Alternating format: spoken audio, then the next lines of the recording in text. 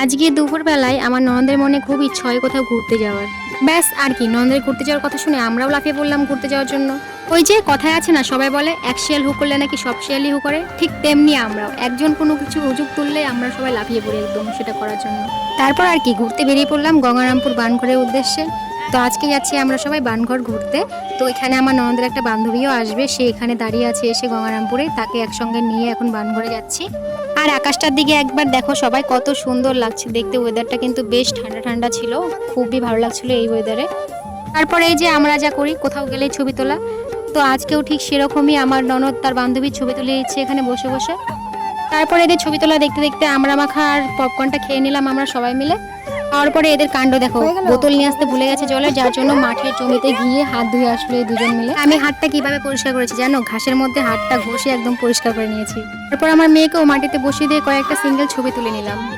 তারপর এদিকে আমি ফোনের দিকে হঠাৎ করে তাকিয়ে দেখি যে সন্ধ্যে 6টা বেজে গেছে। এখানে এসে আমরা সবাই মিলে এতটাই আনন্দ করছিলাম যে সময়টা কিভাবে কেটে গেল আমরা বুঝতেই পারলাম না। বাড়িতে থাকলে সময়টা কাটতেই চায় না, আর বাইরে বেরোলে যে সময়টা কিভাবে কেটে যায় কিছু বোঝাই যায় না।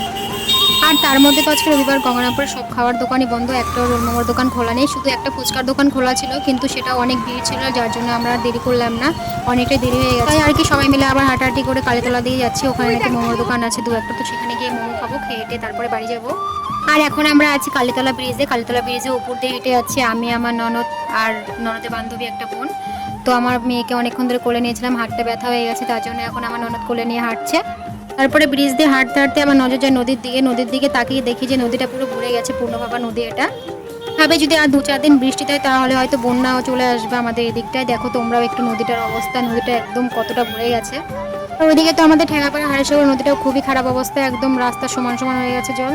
ভাবে আর 2-4 দিন বৃষ্টি দিলে জানি না কি হবে। তো যাই হোক, এখন আমরা আছি টোটোতে বাড়িতে যাচ্ছি। আর এদিকে দেখো আমার ননদের বান্ধবী একটা পেপসি বোতল কিনে দিয়েছে, বলছে এটা খেতে খেতে বাড়ি চলে যাও। তো এখন আমরা বাড়ি চলে যাচ্ছি, টাটা।